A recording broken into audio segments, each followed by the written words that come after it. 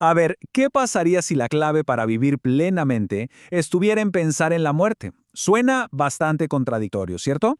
Pues bueno, hoy vamos a explorar justamente eso con el libro tibetano de la vida y de la muerte. Es una guía que nos enseña cómo la contemplación de nuestro final puede darnos un propósito mucho, pero mucho más claro en el aquí y el ahora. El libro arranca con esta frase del Dalai Lama, que va directo al punto. Y no se trata de asustar a nadie para nada, al contrario. El mensaje aquí es que solo cuando se acepta esta verdad, en lugar de ignorarla, es cuando realmente se puede empezar a encontrar paz y claridad en la vida. Y aquí lo tenemos, la obra de Sogyal Rinpoche. Si somos honestos, el título suena un poco intimidante, ¿no? Pero la gran sorpresa es que este no es un libro sobre el final, sino una guía completísima para la vida. Utiliza toda la sabiduría del budismo tibetano para enseñarnos a vivir con más compasión, a prepararnos para la muerte con serenidad y, lo que es más importante, a encontrar nuestro verdadero propósito. El primer gran concepto que nos presenta el libro es este: usar la muerte como un espejo. Ok, vamos a ver qué significa esto exactamente. En nuestra cultura, la muerte es un tema que por lo general evitamos, ¿verdad? Se esconde en los hospitales, se menciona en voz baja. Pero el libro argumenta que al hacer eso, nos estamos perdiendo de una herramienta de autorreflexión que es poderosísima. Y nos lanza esta pregunta: ¿y si en lugar de huir de ella, la usáramos como ese impulso que necesitamos para vivir con más urgencia y más autenticidad?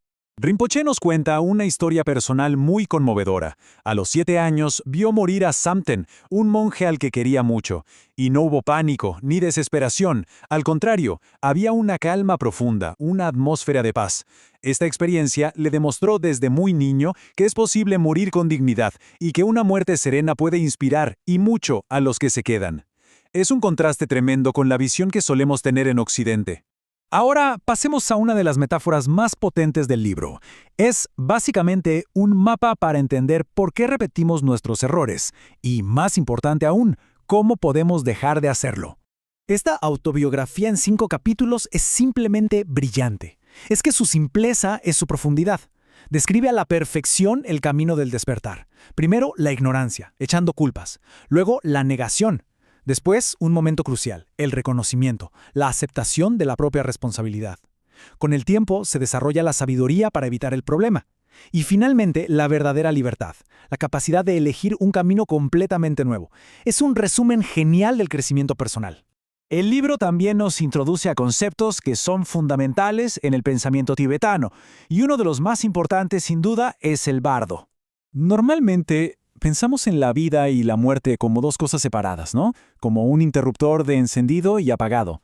Pero la filosofía tibetana ve la existencia de una forma mucho más fluida y se pregunta por esos espacios intermedios, no solo entre vidas, sino entre cada instante de nuestra existencia. Y esa es justo la definición de bardo, un estado de transición. La enseñanza clave aquí es que no solo existe un bardo después de la muerte, sino que toda nuestra vida es un bardo natural, un estado intermedio entre el nacimiento y la muerte. De hecho, el espacio entre un pensamiento y el siguiente también es un bardo. Esta idea, la verdad, cambia por completo nuestra percepción del tiempo y de la existencia. Ok, entonces, si todo es un estado de transición, si todo es impermanente, ¿cuál es el punto? ¿Qué se supone que debemos hacer aquí? Esa pregunta nos lleva directamente a nuestra verdadera tarea. Esta es la pregunta del millón, la que surge al emprender el concepto del bardo. Si esta vida es solo una oportunidad fugaz, una transición, ¿cómo hay que aprovecharla? ¿Cuál es el meollo de todo este asunto? El libro responde con esta parábola de Rumi que es fantástica. La idea es simple. Todos venimos a este mundo con una tarea esencial. Podemos distraernos con 1000 cosas, ¿no? Perseguir el éxito, el dinero, el placer, pero si al final de la vida no se ha hecho aquello para lo que vinimos, es como si no se hubiera hecho nada en absoluto. Al final, todos estos conceptos, el espejo de la muerte, el poema del cambio, la naturaleza transitoria del bardo y nuestra tarea esencial, todo converge en una conclusión muy poderosa. Y para que se hagan una idea, el libro arranca con esta frase, así, sin rodeos. Ojo, la intención no es ser morboso ni nada por el estilo, es todo lo contrario, es ser brutalmente honesto. Porque piénsenlo, solo cuando aceptamos esta realidad, la muerte deja de ser ese monstruo que nos asusta y se convierte en una especie de brújula que le da dirección y sentido a todo lo que hacemos. Y es justo aquí donde la filosofía budista tibetana, lo cambia todo. Para ellos la muerte no es un punto final, no es que se acabe el show y ya. No, es algo mucho, pero mucho más profundo. La ven como un espejo. Exacto. Y esa es la clave de todo. No son dos cosas distintas, ¿saben? Vida y muerte son una y la misma cosa. Están unidas. La calidad de nuestra muerte, nos dicen, depende directamente de la calidad de nuestra vida. Así que, contrario a lo que uno podría pensar, reflexionar sobre la muerte no nos aleja de vivir. Al contrario, nos obliga a vivir con más intensidad, más conciencia. Bueno, para poder entender este viaje, la tradición tibetana nos ofrece una especie de mapa. A ver, tenemos que imaginarnos que la existencia no es una línea recta, ¿saben? De nacer, crecer y morir. No, es más bien un ciclo. Un ciclo que va pasando por diferentes etapas o, llamémosles, estados intermedios. Y a estos estados ellos los llaman bardos. Y esta palabra, bardo, es clave. De hecho, yo diría que es el corazón de toda esta filosofía. Entender bien qué significa, de verdad, lo cambia todo. Porque acá viene lo más sorprendente. Un bardo no es solamente lo que pasa después de morir. No, la vida misma es un bardo. O sea, este preciso momento, mientras escuchan esto, es un estado de transición. Cada segundo es una oportunidad de oro para despertar, para darnos cuenta. Este viaje completo de la conciencia, entonces, se divide en estas 4 grandes etapas. Empezamos en el bardo natural, que es esta vida, el aquí y el ahora. Después, claro, viene el bardo doloroso del proceso de morir. Le sigue un momento increíble, el bardo luminoso, un instante de claridad total después de la muerte. Y finalmente, el bardo kármico, que nos guía hacia un nuevo renacimiento. Es un ciclo continuo, y lo importante es que cada etapa es una nueva oportunidad. Entonces, a ver, si toda nuestra existencia es una serie de transiciones, de bardos, ¿cuál es el objetivo de todo esto? O sea, ¿qué se supone que tenemos que hacer en esta vida, en este bardo de ahora? Bueno, la respuesta es sorprendentemente simple y práctica. El propósito de la vida es simple, prepararnos para el momento de la muerte. Es un viaje de aprendizaje, de purificación. No se trata de esperar el final con miedo, para nada. Se trata de entrenar activamente la mente, de conocer nuestra propia conciencia tan, pero tan bien, que cuando llegue esa gran transición, estemos listos. Como ven, no es algo pasivo, es ponerse a trabajar desde ya. Y uno se preguntará, ¿y cómo es ese entrenamiento? Bueno, el libro nos habla de prácticas muy concretas. Primero, entrenar la mente, aprender a trabajar con uno mismo. Después, ir limpiando esas impurezas, esos patrones negativos, por ejemplo, con visualización o mantras. También, acumular mérito, que no es otra cosa que ser generoso, dar. Y fundamental, abrir el corazón y la mente a la sabiduría. Como ven, no es pura teoría, es trabajo interno, de todos los días.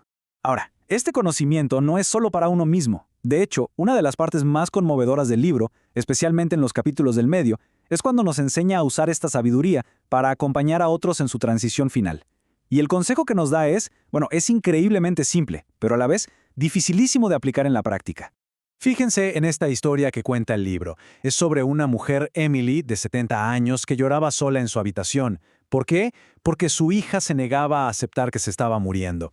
Cada vez que Emily intentaba hablar, su hija le decía no, piensa en positivo, ponte bien.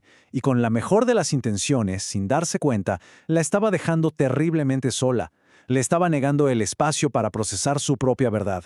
Y es que ahí está el problema, ¿no? Muchas veces, la mayor dificultad para una persona que está muriendo no es la muerte misma, sino la negación de sus seres queridos. Esa insistencia en un pensamiento positivo forzado se convierte en un muro que les impide hablar, despedirse y al final encontrar la paz. Entonces, ¿cuál es el verdadero apoyo espiritual en esos momentos? Bueno, primero, no imponer esa atmósfera de negación. Segundo, permitirle a la persona que exprese lo que siente, sea lo que sea, miedo, enojo, tristeza, sin juzgar. Tercero, ser sinceros, no tenerle miedo a la verdad. Y por último, tratar de mantener una mente tranquila, sin apegos. En resumen, se trata de crear un espacio seguro. Simplemente estar ahí, presentes, sin intentar arreglar nada. Y al final del día, toda esta preparación, toda esta compasión, todo este viaje interior nos lleva a una sola meta. El objetivo final de todo este camino. Y es esta. Mi religión es vivir y morir sin remordimientos. Esta frase del gran poeta tibetano Milarepa lo dice todo. No se trata de seguir un dogma, sino de adoptar una forma de vivir con tal honestidad, con tal plenitud que cuando llegue el momento final y miremos hacia atrás, no haya nada, absolutamente nada que lamentar. Y arrancamos con esta idea, que es la columna vertebral del libro, y que si lo pensamos es una revelación total. La muerte no como un punto final, sino como un espejo. Un momento que de repente nos devuelve una imagen súper nítida de lo que de verdad ha importado en nuestra vida. Bien, para empezar a prepararnos para ese momento, ya sea para el nuestro o para acompañar a otros, el libro nos dice que todo, absolutamente todo, arranca desde un mismo sitio, la compasión. Es la base, los cimientos sobre los que se construye todo lo demás. Y ojo que es muy importante entender bien esto. No hablamos de sentir lástima o pena. No. En el budismo tibetano la compasión es un estado mental activo, es algo poderoso, es una fuerza que nos da la claridad y la entereza que necesitamos para estar presentes ante algo tan inmenso como es la muerte. De hecho, el libro lo deja clarísimo. Crear esta atmósfera de compasión es literalmente la ayuda más importante que se le puede dar a alguien que está muriendo. Es el mejor regalo posible, porque disuelve el miedo, la soledad, en un momento de vulnerabilidad máxima. ¿Vale? Y ahora vamos a ver cómo esta base de compasión se lleva a la práctica, cómo se traduce en un apoyo espiritual real para quienes están en sus últimos momentos. El libro nos da una especie de, como un kit de herramientas espirituales y fijaos que son acciones sencillas pero con un calado tremendo. Crear un ambiente de paz, ayudar a la persona a que se reconcilie, a que cierre temas pendientes, leer algo que eleve el espíritu, ¿no? Se trata al final de darle paz a la mente de la persona que se va. Fijaos qué pasada de cita. Lo que nos anima a hacer es a darle la vuelta a la tortilla, a transformar el propio acto de morir. En vez de ser algo pasivo que nos sucede, puede convertirse en el último y más poderoso acto de altruismo, una dedicación final al bienestar de todos. Y aquí llegamos a uno de los puntos, para mí, más alucinantes. Las prácticas concretas de entrenamiento mental que se recomiendan para el mismísimo momento de la muerte. Lo bueno de esto es que nos ofrece 3 caminos, como 3 niveles distintos. Así se asegura de que haya un método para cada persona, da igual su nivel de práctica o desarrollo espiritual. Es una enseñanza súper práctica y sobre todo muy compasiva. Claro, para esta gente que ha dedicado su vida entera a entender cómo funciona la mente, no existe el miedo. Para ellos, la muerte es simplemente una transición. Es el momento en el que se fusionan con esa realidad que ya han llegado a conocer en vida. Es la culminación de todo su trabajo. Las enseñanzas tibetanas, además, nos dan un mapa increíblemente detallado del proceso de morir. Lo dividen en etapas muy claras que se pueden reconocer. Este proceso tiene como 2 grandes fases. Primero, una disolución externa, en la que nuestro mundo físico, nuestros sentidos, se van apagando. Y luego una disolución interna, donde nuestro mundo mental, nuestros pensamientos, nuestras emociones, también se van disolviendo poco a poco. Y cada una de estas etapas de la disolución externa tiene señales físicas y sensoriales muy concretas. Por ejemplo, cuando se disuelve el elemento tierra, el cuerpo se siente pesado. Cuando se disuelve el agua, se pierde el control de los fluidos. Un cuidador o un practicante que sepa esto puede reconocer las señales y acompañar mucho mejor el proceso. Muy bien, y ahora la gran pregunta, ¿no? Una vez que todos estos procesos, el externo y el interno, han terminado, ¿qué dice esta tradición? ¿Qué pasa después? Pues esto nos lleva a un momento que es absolutamente crucial. Un momento descrito como el amanecer de la naturaleza fundamental de la realidad misma. Casi nada. Y esto es clave, esta luz no viene de fuera. Se describe como el propio resplandor de nuestra conciencia más profunda, nuestra verdadera naturaleza, que en ese momento se revela con toda su potencia. Es una oportunidad de oro para la liberación. Y aquí está el quid de la cuestión. Reconocer ese resplandor interior es el objetivo de toda una vida de práctica. Si se consigue, es la liberación definitiva.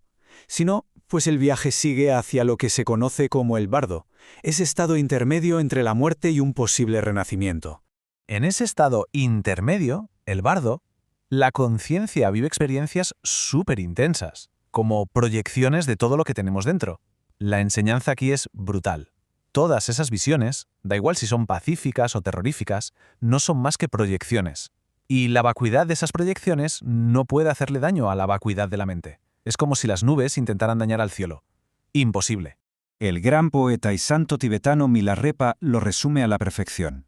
Al final, todo se reduce a esto: vivir y morir sin remordimientos.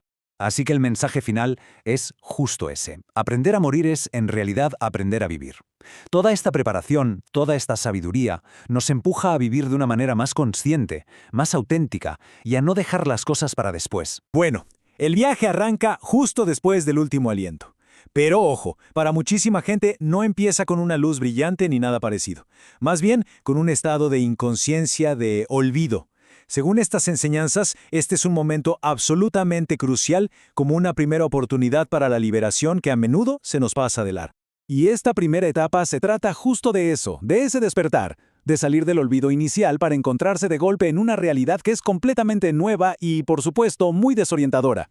Ok, después de ese primer despertar, la conciencia entra en lo que se conoce como el bardo, un estado intermedio. Y aquí es donde la cosa se pone seria, porque nuestras acciones pasadas, o sea, nuestro karma, toman el control absoluto de todo el viaje. A ver, este bardo del devenir es una fase de transición, pero es fundamental entender algo. No es un lugar físico, es más bien un estado mental. Una experiencia que se mueve por la pura inercia de los hábitos y los actos de la vida que uno acaba de terminar.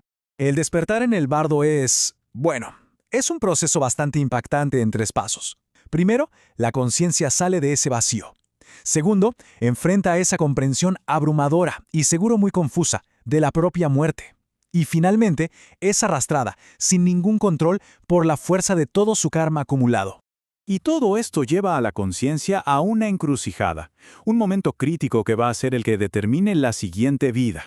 Y es justo aquí donde la fuerza del karma se manifiesta de una forma súper decisiva. Guía a la conciencia directamente hacia una visión de sus futuros padres. Y esta visión no es para nada casual, es el catalizador, la chispa kármica que va a iniciar todo el proceso del siguiente nacimiento. En ese preciso instante surgen emociones espontáneas y potentísimas. Por ejemplo, como estamos viendo, si se va a renacer como niño, la conciencia siente una atracción y un deseo muy fuerte por la futura madre, y a la vez rechazo y celos hacia el padre. Estas emociones, que son impulsadas puramente por el karma, son las que al final determinan el género del próximo renacimiento. Este proceso lo describen como algo imparable, casi mecánico. Imagínense un pájaro que es atraído a una jaula, o limaduras de hierro que van directo a un imán. Así, la conciencia no tiene ningún poder para resistirse, simplemente es obligada a entrar en el útero. Ahora, pasamos a lo que es quizás lo más fascinante, y es ver cómo estas enseñanzas tan antiguas encuentran unos ecos sorprendentes en los relatos modernos de la gente que ha tenido experiencias cercanas a la muerte. Vamos a analizar los paralelismos, que son asombrosos, entre este viaje a través del bardo y lo que cuenta la gente que ha estado literalmente en el filo entre la vida y la muerte.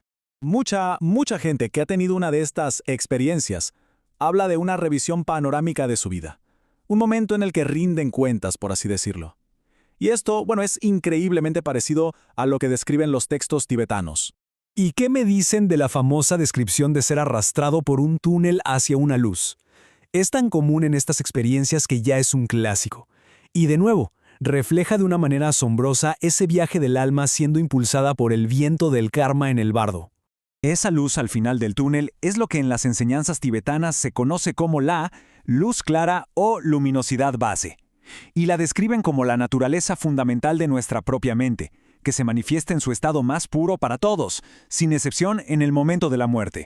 Pero a ver, el punto crucial de todo esto no es solo describir el viaje, es ofrecernos una forma de influir en su resultado. Se nos plantea una pregunta: ¿es posible de alguna manera evitar ser arrastrado por el karma? La respuesta, según estas enseñanzas, está en el poder de la conciencia.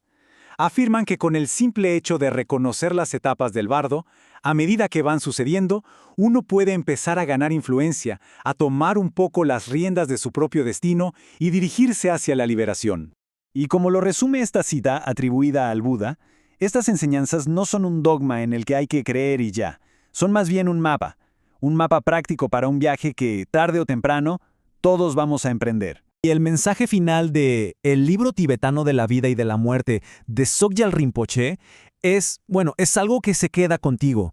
Es una conclusión que, en el fondo, es una llamada muy poderosa sobre nuestro propósito en la vida. Vamos a ver de qué se trata. Pero a ver, para de verdad captar la potencia de este mensaje final, tenemos que ir al origen. ¿Qué llevó a Sogyal Rinpoche a escribir esto? Todo, absolutamente todo, nace de un deseo profundo y muy personal. Y aquí está. Este es el motor de todo. El autor nos dice que su anhelo es que cada persona, sin excepción, pueda vivir y morir sin miedo, con paz y con compasión. Esto no es solo una frase bonita, es la misión que impulsa cada palabra de este libro. Ok, entonces, partiendo de este deseo tan íntimo, el autor hace como un zoom out y nos muestra un problema que la verdad nos toca a todos. Identifica un desequilibrio gigante en nuestras prioridades como sociedad, un desenfoque total que nos aleja de lo que de verdad importa. Y para que nos quede súper claro, usa esta cita de Thomas Merton que es demoledora. Pensemos en esto. Celebramos que llegamos a la Luna, lo cual es increíble, claro, pero a la vez ignoramos por completo el viaje más crucial de todos, el que nos lleva a conocernos por dentro. Y esta comparación que vemos ahora creo que no necesita mucha explicación, ¿verdad? Es brutal. Por un lado, se invierten cantidades enormes de recursos en prepararnos para la destrucción, en armas, en conflicto. Y por el otro, ¿cuánto invertimos en aprender a vivir, en entender la muerte, en cultivar la sabiduría? Casi nada. Este es exactamente el gran desequilibrio del que habla el autor. Pero claro, el libro no se queda solo en señalar el problema, para nada. Lo que hace es proponer una salida, un camino a seguir. Es literalmente un llamado a la acción. Una invitación a una transformación radical, que tiene que empezar en cada uno de nosotros. Y la propuesta es así de directa. Nos pide que despertemos, que nos demos cuenta de que este cambio ya no es una opción, es una necesidad, una urgencia, de hecho, para nuestro futuro, tanto el personal como el de todos. Y este despertar, esta transformación se basa en 3 pilares, 3 pasos clave.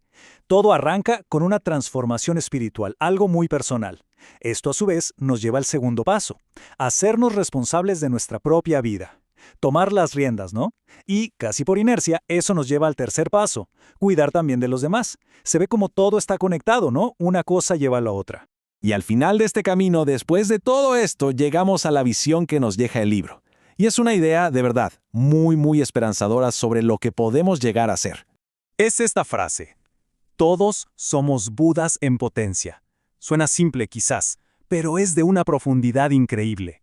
Lo que nos está diciendo es que esa capacidad de ser compasivos, de ser sabios, ya está dentro nuestro, de todos. No es algo que tengamos que comprar o conseguir, es algo que necesitamos despertar. Que así, el libro no cierra con una respuesta definitiva, nos deja con una pregunta, una que se queda resonando. Si de verdad todos tenemos este potencial, entonces, ¿qué vamos a hacer para activarlo y convertirnos en esos servidores de la paz? Y bueno, esa respuesta, esa ya nos toca encontrarla a cada uno en nuestro propio camino interior.